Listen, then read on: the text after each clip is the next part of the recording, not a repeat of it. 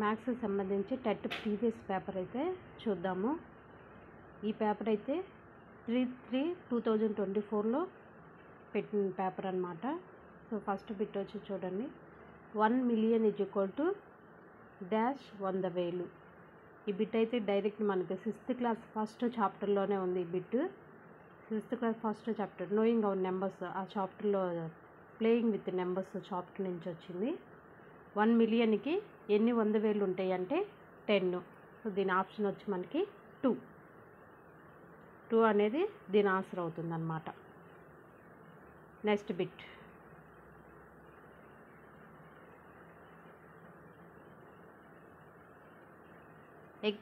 విభాగ న్యాయం దృష్ట్యా A, B మరియు C అను 3 పూర్ణ సంఖ్యలకు విభాగ న్యాయం అన్నారు. ఇక్కడ డిస్ట్రిబ్యూటివ్ ప్రాపర్టీ ఏంటంటే మనకి ఇక్కడికి వచ్చి A × B + C = A × B + A × C distributive property విభాగ న్యాయం అనేది అవుతుంది.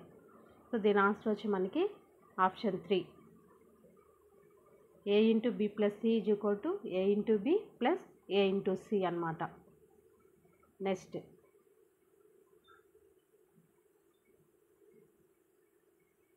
20-24ల మధ్య గల అకర్ణీయ సంఖ్యల సంఖ్య ఎన్ని అని అడిగారు. Number of rational numbers between 20 and 24 మధ్య గల రేషనల్ నెంబర్స్ అకర్ణీయ సంఖ్యల సంఖ్య ఎంత అని అడిగారు. దీనికి ఆన్సర్ వచ్చి మనకి అనంతం. 4 అనేది ఆప్షన్ 4 అనేది ఆన్సర్ అవుతుంది అన్నమాట. అనంతం. Next bit.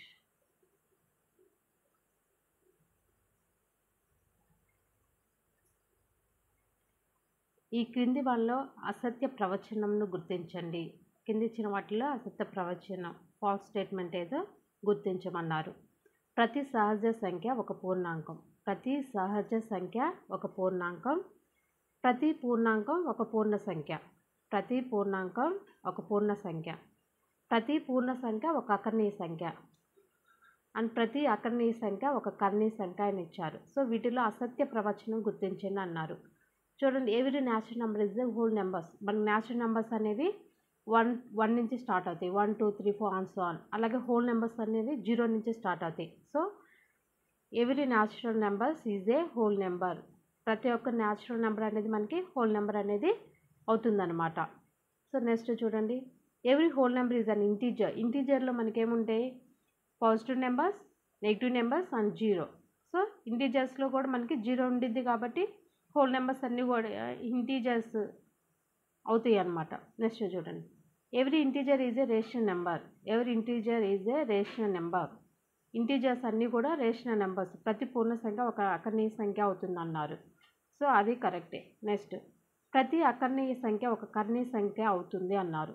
ప్రతి అకర్ణీయ సంఖ్య, కర్ణీయ సంఖ్య అనేది రూట్ వాల్యూస్లో √2, √3, √4 ఉంటాయి కదా. సో అది కర్ణీయ సంఖ్య. ప్రతి అకర్ణీయ సంఖ్య అనేది మనకి కర్ణీయ సంఖ్య అవ్వదు. సో దీనికి ఆన్సర్ వచ్చి 4 అన్నమాట. ప్రతి అకర్ణీయ సంఖ్య ఒక కర్ణీయ సంఖ్య. అది అసత్య ప్రవచనం. Next bit. క్రింది వాళ్ళలో సత్యమైనది ఏది అన్నారు. ఎంప్టీ సెట్ = దాన్ని పై అని చెప్తుంది. ఎంప్టీ సెట్ = పై, 0 = పై, ఎంప్టీ సెట్ = 0, పై = సెట్ 0 అన్నారు. సో దీంట్లో సత్యమైనది ఏది అంటే ఎంప్టీ సెట్ = ఆప్షన్ 1 అనేది మనకి కరెక్ట్ అన్నమాట. Next bit.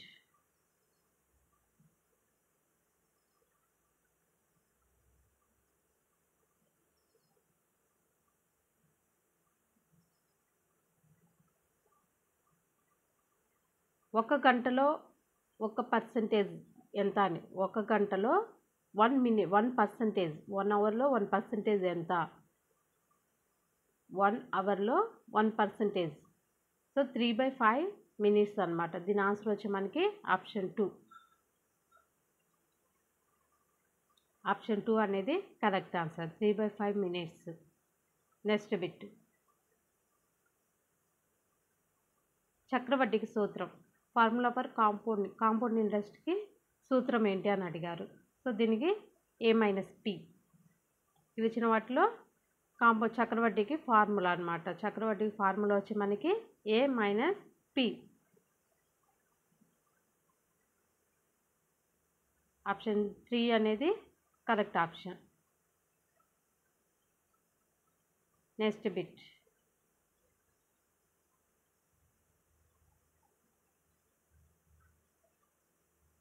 ఇవ్వబడిన రేఖాఖండం పొడవును ఎలాంటి స్థాన దోషం లేకుండా ఖచ్చితంగా కనుగొనుటకు ఉపయోగించే జ్యామితీయ పరికరం ఏంటి అని అడిగారు.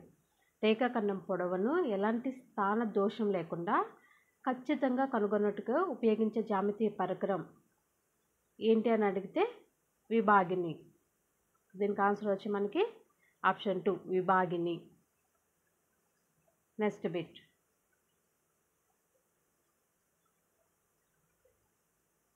ఒక క్రమ బహుభుజి యొక్క బాహ్య కోణాల మొత్తం ఎంత? క్రమ బహుభుజి యొక్క బాహ్య కోణాల మొత్తం 360 డిగ్రీస్. దీని ఆన్సర్ వచ్చి మనకి 360 డిగ్రీస్. సో సేమ్ బిట్ వచ్చి మనకి 2/3/2024 పేపర్లో కూడా సేమ్ బిట్ అడిగారనమాట ఈ బిట్.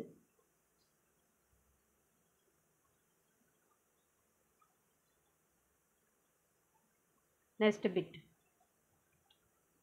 ఒక జత మాత్రమే సమాంతర భుజాలు గల చతుర్భుజం ఏంటి? ఒక జత మాత్రమే సమాంతర భుజాలు గల చతుర్భుజం ఏంటంటే సమలంబ చతుర్భుజం. సమలంబ చతుర్భుజం అనేది ఒక జత మాత్రమే సమాంతర భుజాలు గల చతుర్భుజం. Next bit. ఒక వృత్తానికి గీయగల స్పర్శ రేఖల గరిష్ట సంఖ్య. వృత్తానికి అనేది మనం ఎన్ని రేఖలైనా గీయవచ్చు. సో దీని ఆన్సర్ వచ్చి మనకి అనంతం. ఆప్షన్ 4 అనేది ఆన్సర్ అవుతుంది. Next bit.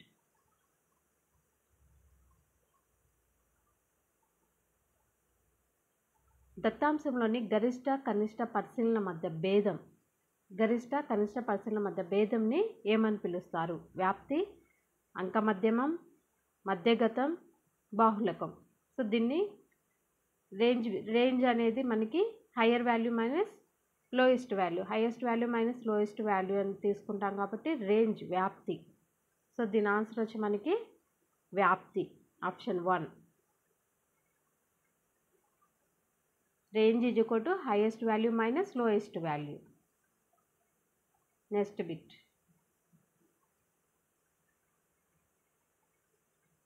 వర్గీకృత దత్తాంశం యొక్క అంక మధ్యమమును కనుగొనుటలో x bar is equal to a plus sigma fi ui by sigma fi into h.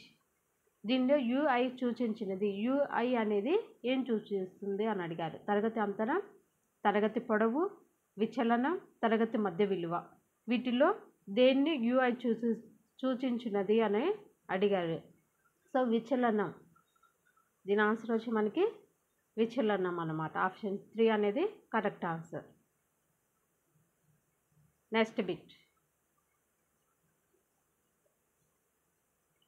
x² plus a plus b into x plus ab is equal to x² plus a plus b into x plus ab is equal to ఏమవుతుంది అని అడిగారు. So దీనికి మనకి x plus a into x plus b, x plus a into x plus b. Option 2 అనేది correct answer. Next bit.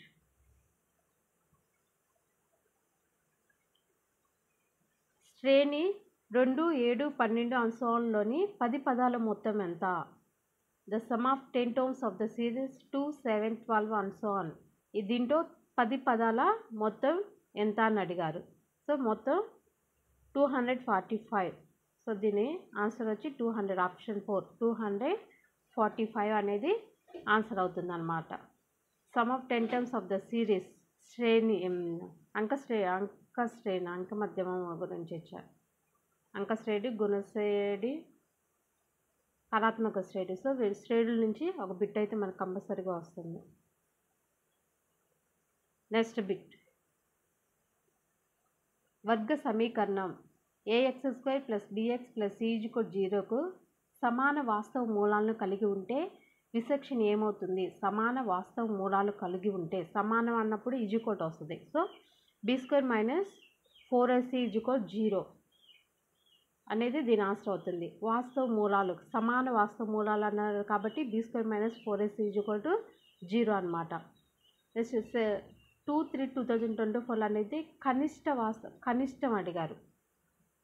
దీంట్లోనేమో సమాన వాస్తవ మూలాలు అని అడిగారు. సో వీటి మీద కూడా ఒక బిట్ అయితే మనకు వస్తుంది. నెక్స్ట్ బిట్, ఎత్తు 9 సెంటీమీటర్లు గల క్రమ వృత్తాకార శంకు యొక్క ఘనపరిమాణం 48 ఘన సెంటీమీటర్లు అయితే దాని భూ వ్యాసార్థం ఎంత అని అడిగారు. దీని ఎత్తు ఇచ్చారు, హైట్ ఇచ్చారు, అండ్ క్రమ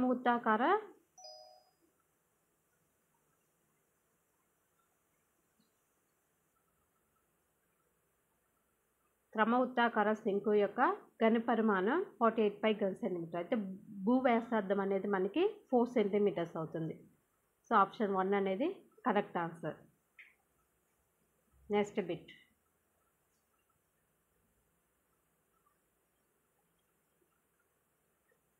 (1/2) d × h1 + h2 సదరపు యూనిట్లు అనేది దీని యొక్క వైశాల్యమునకు సూత్రం. ½ d × h1 + h2 అనేది దేని వైశాల్యానికి సూత్రం అని అడిగారు. సో చతురస్రమా, దీర్ఘ చతురస్రమా, సమలంబ చతుర్భుజమా. సో దీనికి ఆన్సర్ అనేది చతుర్భుజంకి ఫార్ములా అనమాట. చతుర్భుజం వైశాల్యం కొనుక్కోవడానికి formula ½ d × h1 + h2. Next bit,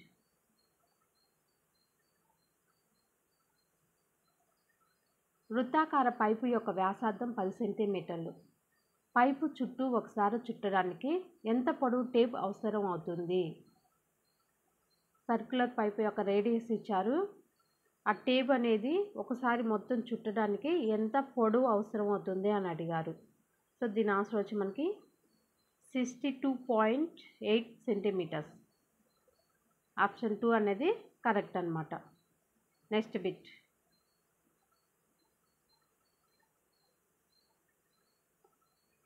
ఇప్పుడు P(E) = 0.05 అయినా ఈ కాదు యొక్క సంభావ్యత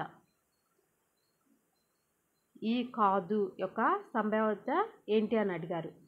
సో దీని ఆప్షన్ వచ్చి మనకి ఆప్షన్ 3 0.95. 0.95 అనేది ఆన్సర్ అవుతుంది. నెక్స్ట్ బిట్, -1 ఏ పాదములకు చెందును? -1 అనేది ఏ పాదములకు చెందును అని అడిగారు. సో Q3 రెండు కూడా నెగిటివ్ ఉండేది మనకి Q3. ఆప్షన్ 3 అనేది కరెక్ట్ ఆన్సర్. Q1లో 2 పాజిటివ్ ఉంటాయి, Q2లో పాజిటివ్ నెగిటివ్, అండ్ Q3లో 2 కూడా మనకి నెగిటివ్ ఉంటాయి అన్నమాట. సో దీనికి వచ్చి -1 అనేది Q3లో ఉండిద్ది. నెక్స్ట్ బిట్,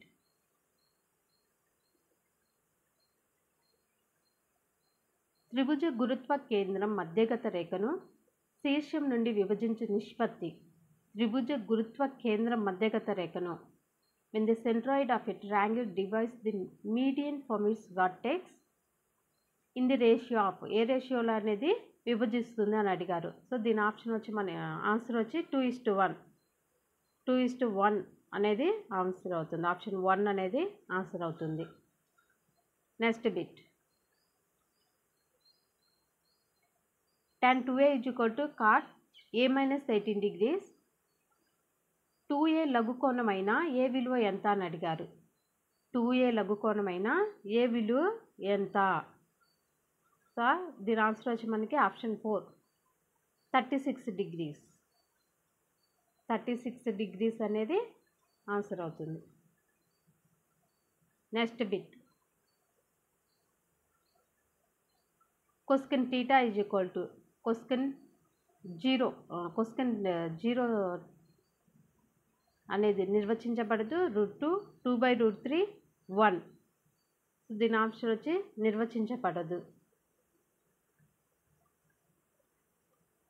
ఆప్షన్ 1 అనేది దీని ఆన్సర్ అవుతుంది. కొసెక్ 0 అనేది నిర్వచించబడదు, ఇన్ఫినిటీ కదా.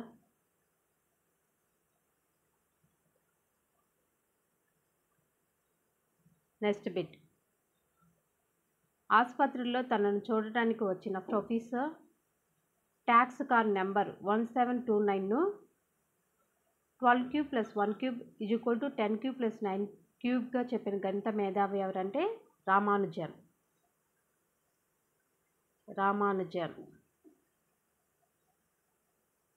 Next bit.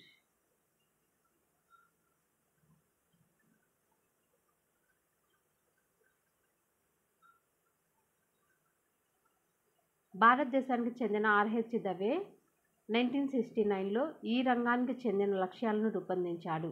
ఆర్హెచ్ దవే ఏ రంగానికి చెందిన లక్ష్యాలను రూపొందించాడు? జ్ఞానాత్మక, మానసిక చలనాత్మక, భావావేశ పరిజ్ఞాన.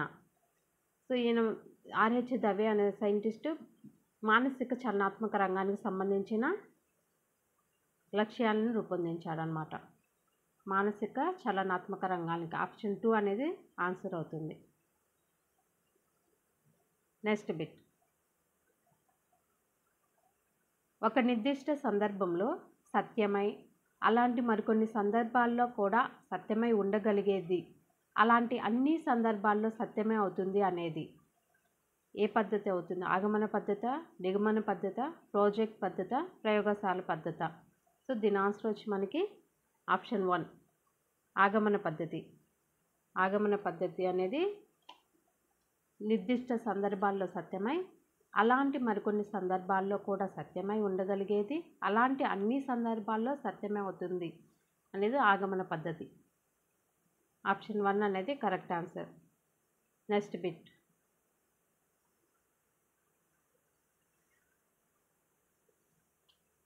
ఎడ్గార్ డేల్ అనుభవ శంకులో క్షేత్ర పర్యటనల స్థానం. ఎడ్గార్ డేల్ అనుభవ శంకులో క్షేత్ర పర్యటనల స్థానం ఏ స్థానంలో క్షేత్ర పర్యటనదే ఉండిద్ది అని అడిగారు. సో దీనికి మనకి క్షేత్ర పర్యటనలు అనేది 5వ దాంట్లో ఉండిద్ది అనమాట మనకి. ఆప్షన్ 4 అనేది correct answer. Next bit.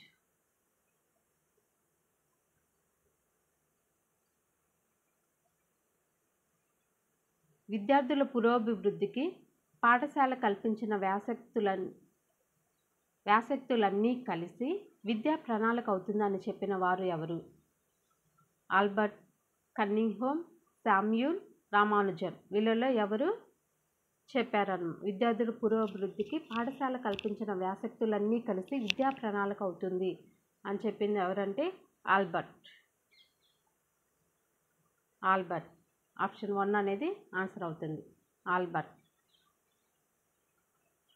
Next bit.